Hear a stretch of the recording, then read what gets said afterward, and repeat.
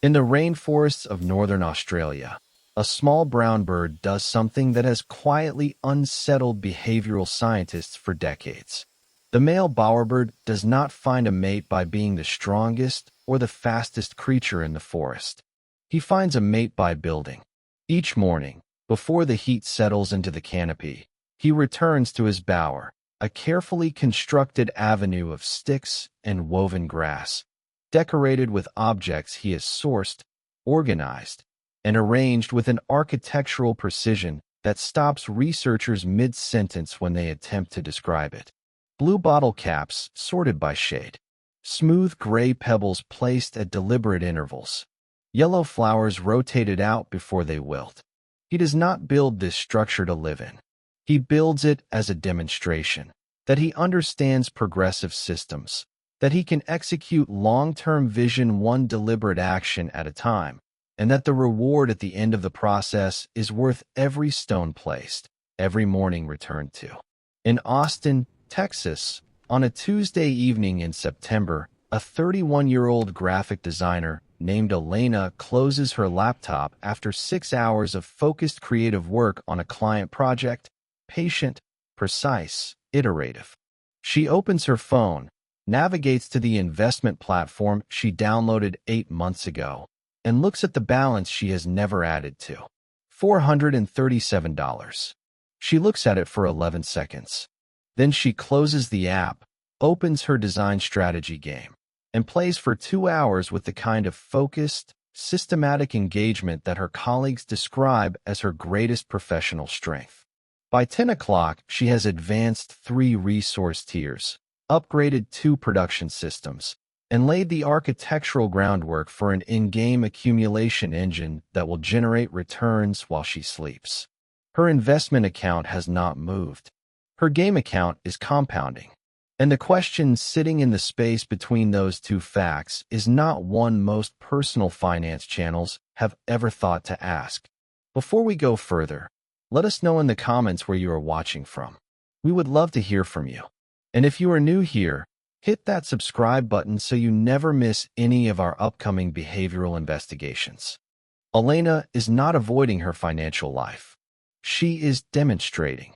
On that same Tuesday evening, in that same apartment, using that same brain, every behavioral capacity required to build it. The patience is there. The strategic thinking is there. The willingness to invest effort toward a reward that will not arrive for hours or weeks or months is demonstrably, visibly, undeniably there. So the question this investigation is actually asking is not about Elena's discipline or her knowledge or her intentions. It is about something older and more precise than any of those things. It is about the design of the feedback system she is living inside, and what happens to behavioral architecture when the feedback loop goes silent. The bowerbird does not return to his bower each morning because he decides to. He returns because his environment has been calibrated across millions of years of evolutionary pressure to make returning feel like the most natural, most neurologically rewarding thing available to him. Each piece of decoration placed produces a signal. Each structural improvement generates a response. The system speaks a language his nervous system was built to understand. Remove that signal, mute the feedback, make the progress invisible, delay the reward past the horizon his brain can navigate toward, and the bower does not get built. Not because the bowerbird lacks discipline, because the behavior was never about discipline. It was always about the design of the loop.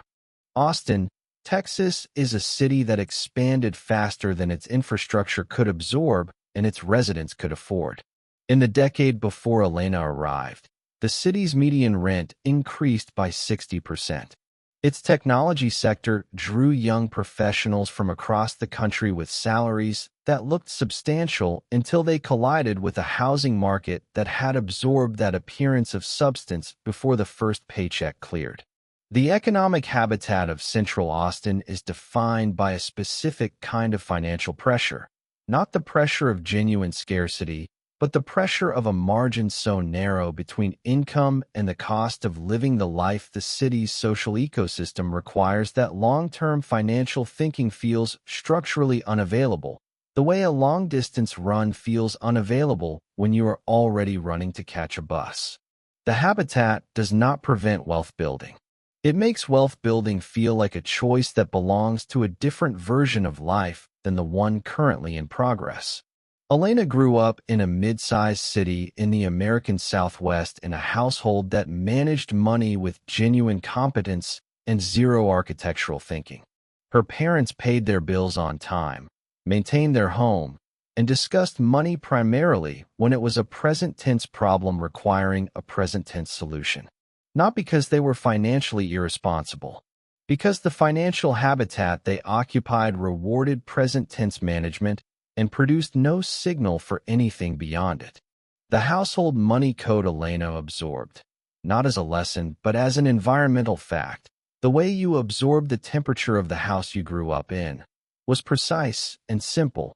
Income covers life. The remainder belongs to the month. By the time she was earning her own income, that code was already running below the level of deliberate thought. She was not in survival mode. She was in the behavioral pattern of a person who had never been shown that creative mode was available. At 31, Elena earns $54,000 annually. She pays rent, manages her subscriptions with the mild inattention that characterizes most of her peer group's relationship with recurring charges, and maintains a quiet awareness that she should be doing something with the portion of her income beyond what the month requires. Which is why she downloaded the investment platform 8 months ago, transferred $437, and has not opened it with genuine intention since. She is not farming the surface of her financial life through negligence. She is farming the surface because the surface is the only terrain her current behavioral architecture has ever been designed to navigate. The mine entrance is there. It has simply never been designed to look like somewhere worth going. What the narration has observed across those 8 months of an essentially untouched account is a pattern that arrives on every payday with the reliability of a biological cycle. Elena receives her biweekly deposit. She opens her banking app, assesses the landscape of the month's obligations, identifies a remainder, somewhere between $80 and $160 depending on the pay period, and executes the same sequence without deliberate planning. A portion to her savings account. A recent subscription charge noticed and left unaddressed. A decision about the investment platform that arrives not as a decision, but as a deferral so habitual it no longer requires conscious processing. Next month, when things feel more settled, the remainder closes. The cycle resets. Return to the rainforest. The bowerbird is at his bower in the early afternoon. A rival male has visited and displaced several of his carefully placed decorations. What he does next is the behavioral observation that the entire investigation has been building toward. He does not react with the urgency of a survival mode organism encountering a threat. He assesses the disruption with the specific calm of a creature whose relationship with his own system is stable enough that a temporary setback registers as information rather than emergency. He replaces what was displaced. He adds one new decoration, a small blue fragment that catches the light in a way the existing collection did not. Then he continues. The system runs. The bower develops. And the feedback loop provides its signal with the same quiet reliability it has provided every morning for 11 weeks. The bowerbird has not built this bower through motivation. He has built it because the architecture of his environment makes building the most neurologically available thing he can do. What Elena's investment platform does not produce, what her financial life has almost entirely failed to produce across 8 months of genuine intention, is what behavioral economists call the dopamine reward loop, what a naturalist would describe as the feeding return pattern, and what anyone who has ever played a well-designed game would recognize in under 30 seconds as the loot loop. Stage 1 of the respawn loop arrives with every paycheck. The trigger, the remainder visible, the financial opportunity genuinely present. Stage 2 runs below conscious thought in the specific way the nucleus accumbens always runs, processing the investment platform against every available alternative in a neurological calculation whose outcome is determined before Elena's prefrontal cortex has been consulted. The platform has a statistically certain but neurologically invisible return. The savings transfer has a marginally more legible return. The subscription charge has an immediate legible return in the form of a service actively in use. The calculation is not wrong. It is running exactly as designed. Stage 3 arrives as the behavioral justification display, the strategic reframe. Next month, when the margin is wider, the 400 is still there from before, the savings transfer counts for something. Each rationale is genuine. Each rationale is constructed after the emotional architecture of the decision has already been determined. Stage 4. The transfers made, the platform unopened, a sense of reasonable management achieved. Stage 5. The quiet reset. The pattern complete. The loop running the same architecture it has run for 8 months because nothing in the design of Elena's financial environment has given it any structural reason to run differently. This is the 8th time this specific cycle has completed since Elena downloaded the investment platform.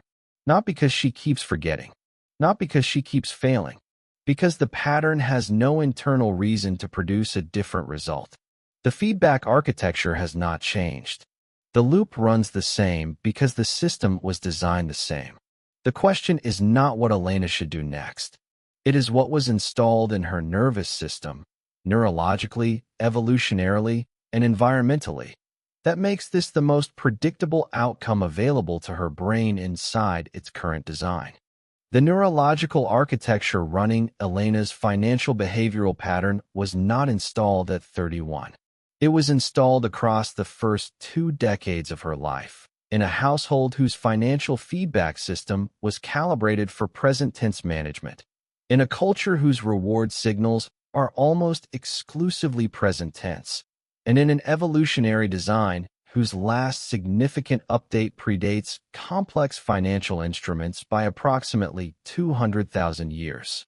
The prefrontal cortex, the region responsible for abstract future value calculation, deferred reward processing, and 30-year financial thinking, understands compound interest with genuine precision. It can calculate what Elena's accumulation capacity becomes across 3 decades at a reasonable return. But the prefrontal cortex does not operate in isolation. It operates in constant negotiation with the limbic system, specifically the amygdala and the nucleus accumbens, which evaluate the reward value of available actions with a speed and authority that conscious deliberation almost never overrides in real time. The investment platform produces no signal the limbic system can find. The game produces 14 distinct feedback signals in the first 4 minutes of a session. These are not equivalent options inside a nervous system that evolved for immediate environment navigation. The brain is not choosing incorrectly between them. The brain is choosing the one that speaks its native language.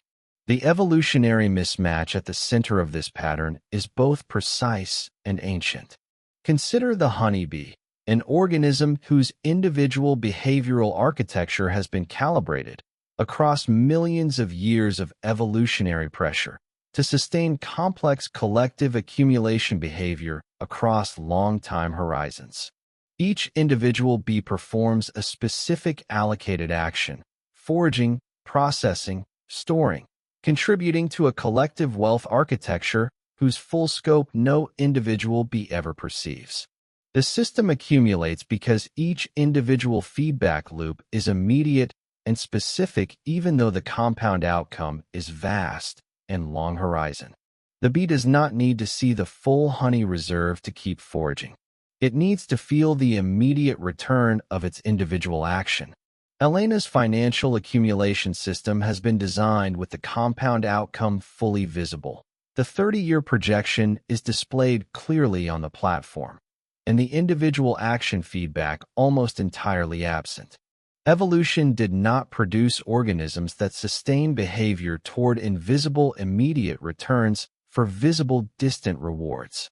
It produced organisms whose behavioral systems require the inverse. The financial system Elena inhabits has inverted that architecture and then wondered why the behavior it requires does not naturally emerge. The habitat reinforcement loop completes the design. Austin's social ecosystem is built on visible present-tense consumption. The conversations Elena's peer group has about money are primarily organized around experiences, maintenance obligations, and recent purchases, not accumulation architecture, not behavioral design, not the feedback systems that determine which financial behaviors are neurologically sustainable. The media environment she inhabits has been engineered by behavioral designers of extraordinary sophistication to produce maximum present-moment engagement. The financial platform she downloaded is built to hold assets, not to produce the behavioral feedback signals that would sustain the behavior of placing assets there. And the household money code still running in Elena's operating system. Income covers life. The remainder belongs to the month. Continues executing its original logic decades after the household that installed it no longer governs her financial decisions. The diamond level or vein this investigation has uncovered is this. Elena already possesses every cognitive and behavioral capacity required to build significant wealth across a long time horizon. The behavioral architecture for wealth building is not missing from Elena's life. It has simply never been installed in a financial context because her financial life has never been designed to produce the feedback signal that activates it. The gap between Elena's financial intentions and her financial behavior is not located in her discipline or her intelligence or her character. It is located in the feedback architecture of the financial environment she is living inside. Before you examine your own financial behavior, examine your own financial feedback system. When you allocate resources toward your future, what signal does your financial life produce that your brain can actually find? What the behavioral evidence accumulated across this investigation reveals is a four-stage pattern that WealthWild calls the progression system, the Bower loop, the XP architecture. The first stage is the invisible resource moment, the reward blind spot, the empty hotbar. A financial opportunity enters awareness. The brain runs its standard reward calculation. The opportunity produces no immediate feedback signal the limbic system can register. The resource window opens and closes without behavioral activation. Not because the person is avoiding it, because the brain cannot find it. The second stage is the signal vacuum, the habitat friction response, the loot drop versus the chest. Finding no navigable signal in the financial action required, the brain routes resources toward available alternatives that do produce immediate feedback. Not failure of will. Navigation toward the clearest available signal in the current environment. The third stage is the architectural justification, the behavioral explanation pattern, the strategic reframe. The rationale for the outcome arrives after the neurological calculation has already produced it. It is genuine, coherent, and entirely post hoc. The reasoning followed the decision rather than preceding it, and it always will, until the design of the feedback architecture changes. The fourth stage is the system consolidation, the habitat entrenchment return, the respawn without upgrade. The cycle completes. The neural pathway deepens by one repetition. Without a redesigned feedback architecture, repetition of the existing pattern remains the only structurally available outcome. The progression system is not a failure pattern. It is the entirely predictable operation of a brain whose feedback architecture was designed for a different environment than the one its financial intentions currently require. From the elevated plateau, the leopard's view from the acacia tree, the full terrain of this pattern is visible for the first time, not as a map of failure, as a map of design. And a map of design is the beginning of the possibility of redesign. In the rainforest this morning, the bowerbird has made one adjustment that no external instruction produced. He has relocated a cluster of decorations from a position that catches midday light to one that catches the morning light, a change that produces a more precise signal at the moment the feedback loop runs most reliably. The bower is not finished. The bower is never finished. It is always in the process of becoming more precisely itself, one deliberate action at a time, sustained not by motivation, but by a feedback system designed to make building feel like the most natural thing available. That is not a metaphor for financial ambition. That is a description of how progressive accumulation works in any organism whose feedback architecture is intact. On a Friday morning 3 weeks into October, Elena does something small. She opens the investment platform, not to look at the balance, but to change the frame around what she is looking at. She creates a recurring weekly microtransfer small enough that the resource guarding instinct, the inventory protection mode, does not activate. Then she writes a 12-month projection on a sticky note and places it beside her monitor. Not because the number is transformative in isolation, because the brain needs something visible to navigate toward. The bower needs a shape before the collection can begin. The feedback loop needs a signal before the behavior it is meant to sustain can find its footing. Elena has not transformed her financial life. She has changed its architecture by one deliberate degree. And one degree, applied consistently across time, is the complete mechanical foundation of the automated farm. The behavioral truth this investigation has been building toward is this: the distance between your financial knowledge and your financial behavior is not located in your discipline, your intelligence, or your intentions. It is located in the feedback architecture of the financial environment you are living inside. Your brain will build anything that produces a visible, specific, and navigable progress signal, and it has been doing exactly that in every domain of your life where the design was right. The question is not whether you can build wealth. The question is whether your financial life has been designed to tell your brain that building is happening. 2 questions to carry from this investigation. In which areas of your life has your brain demonstrated it can sustain complex progressive building behavior across long time horizons? And what did the feedback architecture of those environments actually look like? And when you look at your financial life today, what signal does it produce that your brain can find? The dopamine reward loop, the feeding return pattern, the loot loop, is not working against you. It is waiting for a system worth running it. If this investigation has shown you something real about the feedback architecture of your own financial life, share it in the comments. The honest version, not the polished one. That is the conversation WealthWild was built for. And if you are not yet part of this behavioral investigation, the subscribe button is not a content subscription. It is an invitation to keep going deeper,